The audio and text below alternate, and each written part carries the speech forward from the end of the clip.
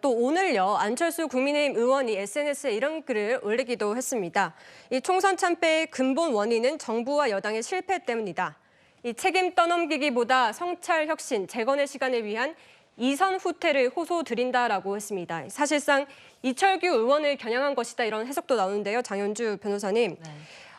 이 당내 분위기가 지금 구자웅 차장님께서는 이 비윤계가 원내대표로 선출될 가능성이 높다 이렇게 말씀하셨는데 이 민주당 입장에서는 비윤계 원내대표가 온다면 협상하기 어떨 거라고 보십니까? 글쎄요, 일단 국민의힘에서 원내대표가 정말 친윤계에서 나오게 될지 비윤계에서 나오게 될지는 조금 더 지켜봐야 되는 것은 분명해 보이긴 하는데요. 네. 사실 야당 입장에서는 여당의 그 원내대표로 오실 분은 당연히 조금 더 든든한 협상력을 갖추고 있는 분이 오시기를 바라는 마음이 있습니다. 아무래도 여소야대 국면이고 야당이 압도적인 의석수를 갖고 있기 때문에요. 국민의힘의 원내대표라고 한다면 당연히 협상도 제대로 할 줄 알고 소통도 잘 되는 그런 분이 오셔야만 국회에 산적해 있는 과제들 풀어나갈 수 있다라는 생각이 드는데요. 그렇기 때문에 협상력이 필요하기 때문에 저는 오히려 친윤계에서 나오시면 협상력이 더 흔들릴 수 있겠다라는 생각은 듭니다. 왜냐하면 사실 야당을 향한 막강한 협상력을 갖추게 되려면 먼저 근본적으로 자당 내에서 그러니까 국민의힘 내부에서 든든한 지지도 받고 그리고 든든한 득표도 받고 이런 부분들이 좀 있어야 된다라는 생각이 드는데요. 뭐 이철규 의원으로 대표되는 친윤계 의원들 같은 경우에는 벌써 국민의힘 내부에서도 비토하는 목소리가 나오고 있습니다. 그렇게 된다라고 한다면 당 내에서도 리더십이 흔들리는데 어떻게 야당과 뭐 협상력을 가지고 이야기를 할 수 있겠습니까? 그런 측면에서는 저는 비윤계에서 원내대표가 나오는 것이 보다 야당과의 이야기를 더 나누는 부분에 있어서도 더 소통이 잘 되지 않을까 하는 생각은 듭니다.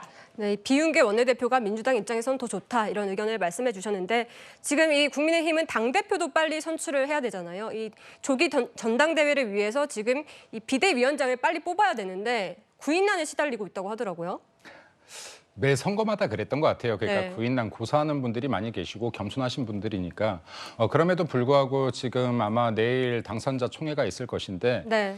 지금 당원에 의하면은 어쨌든 간에 지금 비대위원장을 전국위에서 통과가 돼야 되는데 3일 전에 공지하게 돼 있습니다. 그래서 네. 조심스럽게 전망하건대 내일 당선인 총회에서 그래도 이름 정도가 이렇게 거론되지 않을까 의견을 구하지 않을까라고 조심스럽게 전망합니다. 아직 누군지 뚜렷하게 나오지는 않았으나 그리고 이제 당대표도 마찬가지고 원내대표도 마찬가지인데 좀 빠른 수습을 위해서 그리고 당내 화합을 위해서 빠른 결정이 중요할 것이고 아까 이제 이철규 의원과 이제 김도읍 의원 같은 경우가 이야기가 나오는데 실제로 이게 친윤 둘 다 친윤이죠. 국민의힘의 친윤이 아닌 사람은 없습니다. 우리 손으로 만든 대통령이고 우리가 반드시 성공시켜야 되는 대통령입니다. 그렇기 때문에 이것을 친윤이냐 비윤이냐로 갈라치기 하는 이런 프레임에는 걸려들어서는 안 될 것이고 네. 두 분 다 명확하게 장단점들을 가지고 있으신 분이다.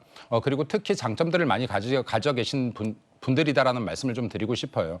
그래서 이게 뭐 시간적 여유가 어느 정도 되는지 모르겠지만은 여기 그 김도읍 의원님 같은 경우도 굉장히 이게 리더십이 있으시고 그리고 융통성이 있으신 걸로 워낙 유명하시고 정책위 의장도 하셨잖아요. 네, 그럼요. 네. 그리고 이제 뭐 대표적인 사건들이 몇 개 있어요. 한참 어린 김남국 의원이 뭐 이 회의 중에 법사위 회의 중에 이 사람아 이렇게 얘기를 했죠. 법사위원장 하실 때요. 네, 그렇죠. 그랬더니 이 사람이 계속 회의 진행하겠습니다 해서 이제 이게 부드럽게 넘어가 버렸어요. 밑에가 있으신 편이죠. 네, 이런 부분들은 어떤 의원들도 흉내내기 힘든 리더십이다. 약간 서번트 리더십이라고 봐야죠. 그리고 실제로 2019년, 20년도에 자유한국당 시절에도 장애 집회 등을 하면은 저희처럼 정치 입문자들 같은 경우는 의원인지를 몰랐습니다.